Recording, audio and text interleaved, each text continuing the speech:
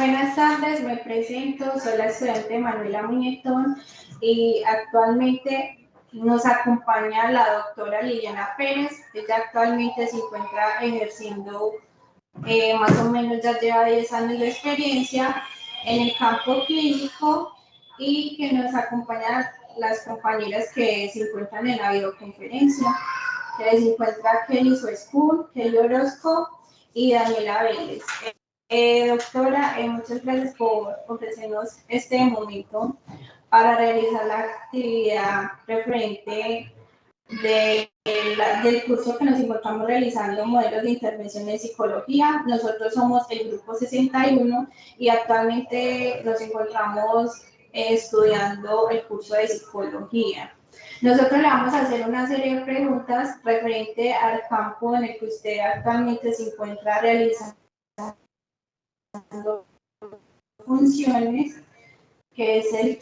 Yo voy a comenzar con una serie de preguntas y a medida nos vamos rotando entre las compañeras. Bueno, muchas gracias. Como decía Manuela, me llamo Liliana Pérez, soy psicóloga con experiencia en 4 campos de la psicología: educativo, clínico, social y organizacional. Y hace un poco más de 10 años me desempeño como psicóloga en el campo clínico en diferentes instituciones del sector salud. En estos momentos laboro en sanidad policial de acá del Departamento de Policía Urabá, desde el año 2018. Bueno, doctora, muchas gracias. Entonces vamos a empezar con la primera pregunta, que es: para desempeñar una labor en el campo clínico, se deben tener estudios y especializaciones. ¿Con cuáles cuenta usted para ejercer este campo profesional?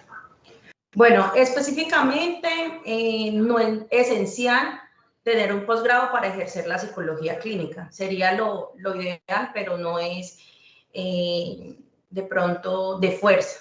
Yo ejerzo la psicología clínica hace más de 10 años y, como le decía la compañerita Manuela, yo no tengo especializaciones.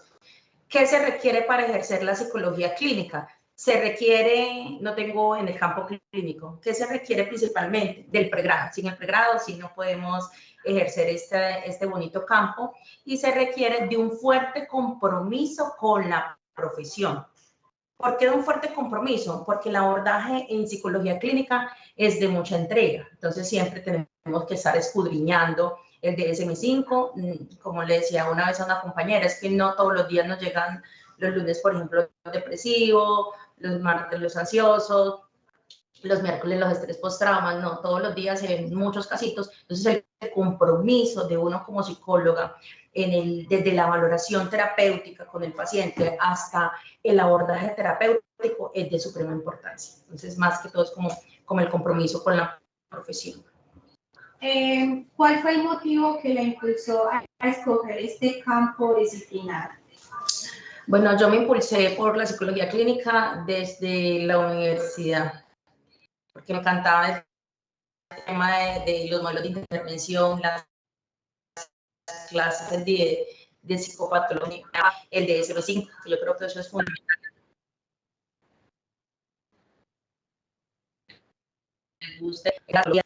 Que te guste mucho el DSM-5 y explorar, estudiar es importante. Entonces yo pienso que desde la universidad, pero en mi ejercicio profesional, el haber iniciado en mi segundo año de experiencia con la psicología clínica fue fundamental, porque empecé a amarla aún más. Ya, por ejemplo, ya no tenemos el caso clínico típico de la universidad donde te dicen caso, entonces uno diagnostica ahí por medio de hojitas, por medio de tener, por ejemplo, una esquizofrenia simple, una esquizofrenia paranoide, y que tú logres identificarles y donde logres diagnosticar y decir, no, este es paranoide, este es simple, esta esquizofrenia es indiferenciada, y lograr ver, en comillas, la patología, y es muy importante. Bueno, continuamos con otra pregunta. ¿Cómo ha sido su evolución desde que inició a desempeñar sus conocimientos en el campo clínico hasta el momento? Bueno, mi evolución ha sido muy grande. uno a veces piensa que por el hecho de tener un pregrado, y en mi caso me gradué a los 20 años de psicóloga, pues yo creía a los 20 años que ya lo tenía como que todo con tener el pregrado, pero no, la experiencia es muy importante. La experiencia y que tú te enfrentes a situaciones quizás que consideres amenazas y las logres resolver y el evolucionar como persona, el ser más empática, el tener mejor inteligencia emocional, el tener una escucha más activa, incluso aprendemos con los pacientes. Con los pacientes no solamente aprende el paciente dentro del ejercicio clínico, sino también nosotros como profesionales. Entonces, me ha servido yo creo que muchísimo la psicología. Creería yo que es una de las cosas más lindas que me ha podido pasar en la vida. Voy a dar una pausa antes de que continúe con las preguntas de mi compañera que hizo Spoon. Queremos dejar por medio de video de que ya se encuentra firmado el consentimiento por parte de la doctora y que tenemos la autorización de ella para poder grabar lo que estamos desarrollando. Entonces le doy paso a mi compañera que hizo Spoon. Claro que sí. Bueno, muy buenas tardes para todos y especialmente a la doctora que nos pudo regalar este espacio para realizar la entrevista. Doctora, cuéntenos un poquito durante su trayectoria. ¿Podría contarnos alguna experiencia que haya fortalecido sus habilidades y conocimientos como psicología clínica? Bueno, en esos 10 años a nivel institucional, ejerciendo la psicología clínica, bueno, he tenido realmente muchos casos, ¿cierto? En especial uno que vino, una paciente llegó hace mucho tiempo con varios intentos de suicidio, antecedentes de intentos de suicidio, diagnosticada con trastorno mixto, ansiedad y depresión desde hace mucho tiempo.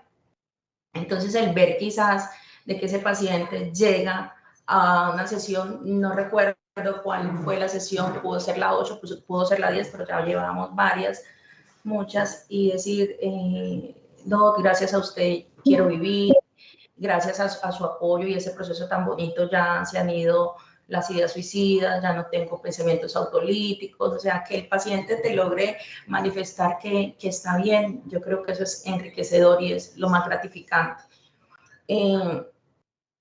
También creo yo que la entrega a todos los procesos, independientemente del escenario, que tengas 30 veces o 40 minutos para entender, sin importar la patología. Entonces también esa entrega a los procesos terapéuticos considero que ha sido significativo, que independientemente de las condiciones que en ocasiones nos toca atender a los pacientes, logremos que existan avances significativos en sus procesos. Sí, señora. Doctora, usted ahorita nos comentaba que, pues, que independientemente no había un día en el que usted decía, hoy me llega tal paciente con depresión, los martes de tal cosa, pero cuéntenos un poquito de esos pacientes que usted ha visto, cuáles son cuáles son los síntomas o cuál es el motivo de consulta con más frecuencia que ve en ese campo clínico. Sí, mira, lo que más se presenta es depresión, encabezando la lista, ansiedad, estrés grave, estrés postrauma, insomnio, trastornos del sueño también se presentan, insomnio. Otro que se presenta también mucho es el trastorno de pánico. Yo creería que eso encabezaría en la lista de toda la larga que hay. Gracias, doctora. Otra preguntita, ya para terminar mi espacio. ¿Cuál es un día típico de su trabajo? ¿Cómo empieza su día y cómo termina su labor en el campo clínico? Bueno, yo creo que esa fue la pregunta que más pensé un poquito. Porque ¿cómo definimos un día normal o un día típico? Es como un poquito difícil de responder, no sé si me entiendan. Porque, a ver, puede que existan días, donde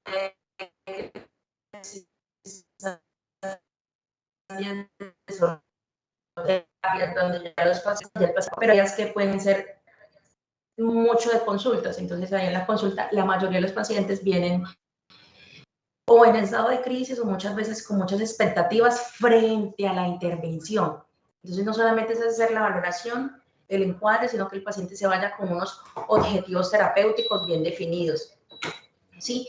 Porque muchos dicen, yo fui el psicólogo, pero me dijo que fuera, pero yo no entendí, no, que el paciente se vaya sabiendo que posiblemente tiene una depresión, que cuáles son las características de la depresión, que cómo desde la intervención clínica podemos trabajar en los síntomas relacionados a la depresión, esos signos de alarmas, el hacer al paciente más consciente de qué es la depresión, por ejemplo, y cómo la depresión está actuando en la vida de ellos.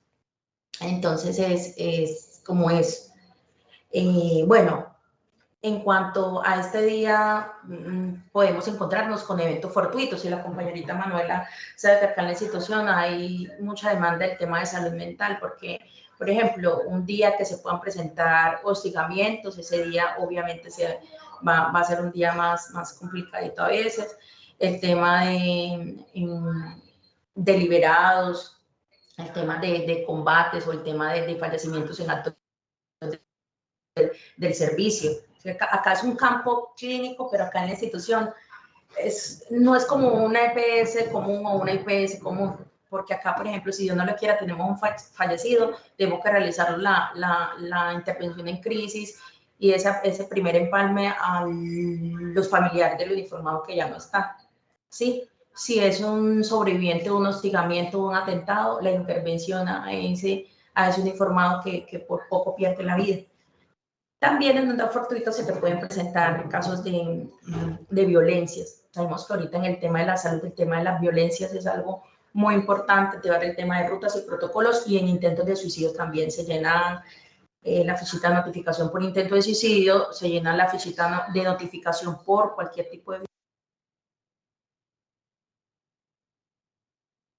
Se le apagó el audio. Sí, disculpe. Que el Ministerio de Salud nos rige a nosotros en cuanto a protocolos y rutas. Entonces, un día fortuito puede parecer de todo, como puede ser un día de solamente sesiones.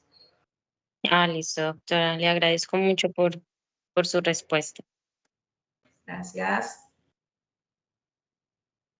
Compañeras, muy importante es la intervención que ha hecho la doctora Liliana esta tarde, pues dándole respuesta como a los interrogantes que estábamos planteando. Doctora Liliana, agradecerle nuevamente por brindarnos este espacio y permitirnos conectarnos esta tarde con usted. Era de demasiada importancia para nosotros y qué bueno saber como toda la experiencia que tiene hasta el momento y qué importante lo que ha compartido con nosotros, de verdad. Muchísimas gracias. Entonces, para continuar, me corresponde preguntarle un poco sobre cuáles son las técnicas que utiliza en su labor clínica. Primero, quisiera saber cómo qué enfoque trabaja principalmente en su labor diaria. Bueno, yo creo que desde siempre, de mi inicio, ha sido cognitivo-conductual. Como decimos en la universidad, nos casamos con una corriente y eso sí es como que muy cierto. Aunque no les niego que yo practico técnicas de psicoanálisis de vez en cuando lo veo necesario, pero por ejemplo, cognitivo-conductual mucho, la detención del pensamiento. Y entonces diríamos que con el cognitivo-conductual ha visto los mejores resultados de pronto. Sí, considero que sí, porque siempre siento que esto se conecta con esto y esto con nuestras respuestas conductuales. Lo que pienso, lo que siento y lo que hago siempre se entrelazan de forma significativa. Muy real. Entonces, doctora, sí. qué pena. Dime. Se me entrecorta de pronto la señal y no sé si la estoy interrumpiendo, qué pena. Tranquila. Por último, entonces, para terminar mi intervención, quisiera saber de pronto si el modelo biopsicosocial juega como un papel importante dentro de su labor cotidiana. Bueno, antes de responder, yo quisiera, bueno, me imagino que saben que la corriente cognitivo-conductual tiene muchísimas técnicas, ¿cierto? Entonces, dentro de las que más manejo, no solamente la detención del pensamiento, también manejo mucho inoculación del estrés, técnica de autoinstrucciones, técnicas de autocontrol, solución de problemas, o sea, es que son muchísimos. Pero como le decía, de vez en cuando me apoyo un poquito del psicoanálisis en 2 o 3 que me parecen también muy funcionales. Bueno, en la respuesta, mi querida Tatiana, ¿cierto? ¿Tatiana se llama? Sí. Kelly Tatiana. Sí, Kelly Tatiana. Kelly Tatiana Orozco. Sí, tengo muy en cuenta el modelo biopsicosocial. ¿Por qué? Porque considero que la visión holística nos permite tener o abordar de una forma más integral al paciente. El tener en cuenta no solo al momento de la valoración, sino también en la exploración y al identificar esos factores que puede tener de riesgo, por ejemplo, a nivel social. Entonces, lo considero muy importante por el tema de que nos permite identificar los factores de riesgo y fortalecer también los protectores. Ok, doctora Liliana, muchísimas gracias por la claridad. Gracias, Tatiana.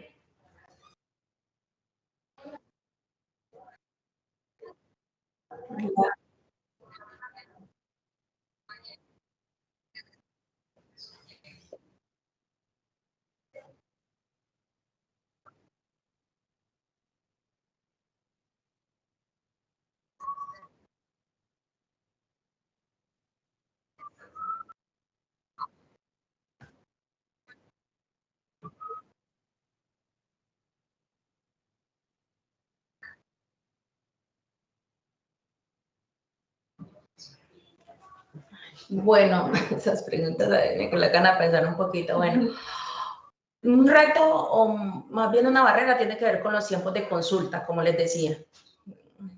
Sí, porque nosotros cuando vamos, pues como yo que soy tan apasionada con mi profesión, a veces media hora o 40 minutos, lo considero muy poco para una valoración, porque el paciente de esa primera intervención viene muy cargado, ¿cierto? Con ganas de preguntar 1000 cosas y de irse con otras 1000 cosas en su cabecita.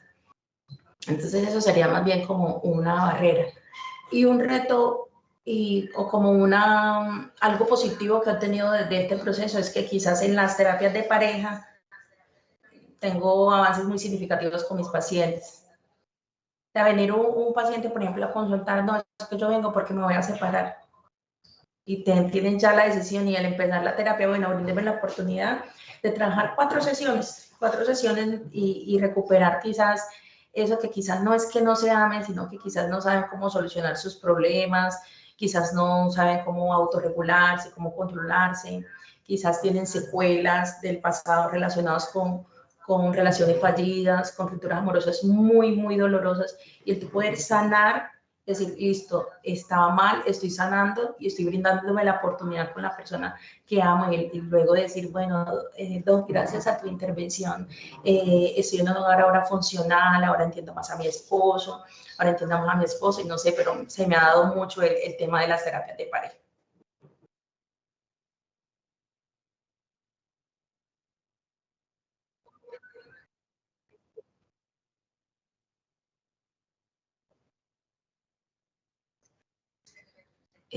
Bueno, aquí aprovecho y les doy como de todo, con todo el cariño, unos consejitos, unas recomendaciones.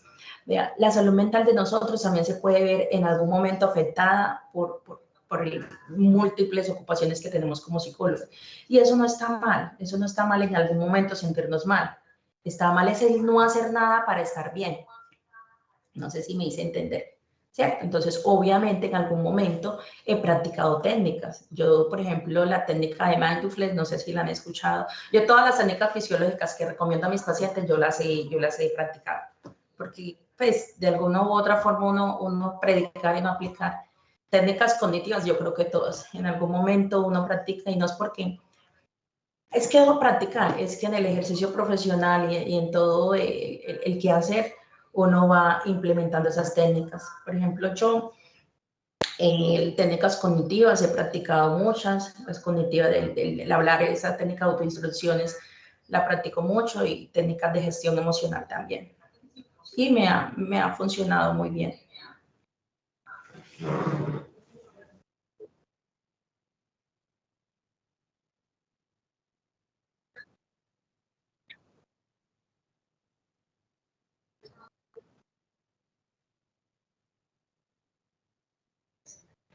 Bueno, la confidencialidad, yo creo que les han hablado mucho de ese tema. Para mí es muy importante. El principio de justicia y la transparencia. Les doy ejemplos claros respecto a estos, ejemplos para que me puedan entender un poco mejor o para hacerme entender un poco mejor. Por ejemplo, si ustedes en algún momento en la psicología clínica les solicitan un concepto por porte de arma, ¿cierto? No solamente acá en la institución, acá lo han solicitado, pero por fuera. Entonces, usted le aplica la prueba y usted ve que hay quizás algo que te indica que esta persona no puede portar arma, pero entonces el paciente te dice, no, venga, tengo 1 millón, colabórenme con ese concepto, que suele pasar mucho. Y tú enfrentarte a eso, por ejemplo, a mí a los 23 que trabajé con Ejército Nacional en Montería, me dijeron, entre todos tenemos como 15 millones para que pase, eso era para la ESPRI, para soldados profesionales. Entonces, si yo quizás no hubiese tenido una ética bien definida, 15 millones, bueno, hagámosle. ¿Sí? Entonces yo siento que eso, el tú dar un buen concepto, o no porque te ofrezcan dinero, o porque no, si no es apto, no es apto, y si no puede portar arma, pues no puede portar, y bueno, y un sinnúmero de situaciones que tienen que ver con la transparencia, el hecho de colocar buenos diagnósticos, porque hay personas que no tienen quizás diagnósticos, patologías psiquiátricas, pero van a las EPS para obtener algún tipo de beneficio, como el tema del certificado de saben que ya están diagnosticando hace tiempo como discapacidad la psicosocial, ¿cierto? Entonces ahí va el tema de nosotros como en la clínica. Entonces el darlo mal diagnóstico, dijo, no, diagnostíqueme o para que me den días de permiso, porque estoy mal. Sí, vamos a entender ese tema de la transparencia, un poquito de la confidencialidad, porque obviamente eso es uno de los principios fundamentales y el principio de la justicia. De justicia.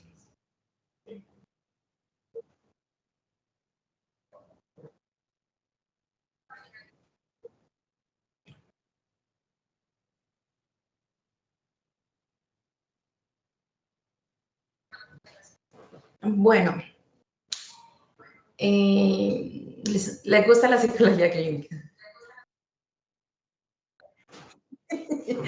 Bueno, lo principal sería realizar una autoevaluación. Autoevaluación y definir qué no está resuelto. ¿Sí? Que no está resuelto, el ser consciente que trabajamos pues con personas independientemente de las barreras.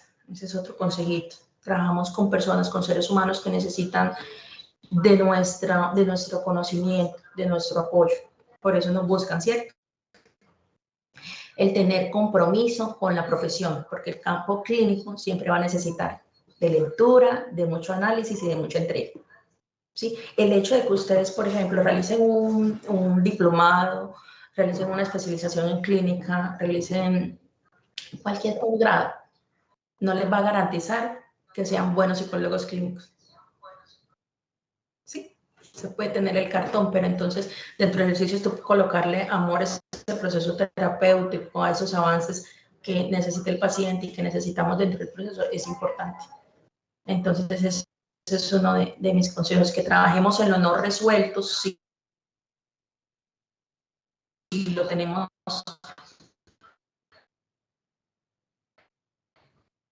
y nos damos cuenta por medio de esa, nos damos cuenta por medio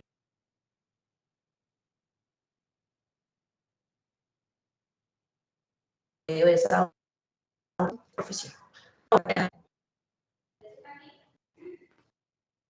Doctora, no agradecerle nuevamente por el espacio. Muchísimas gracias, de verdad.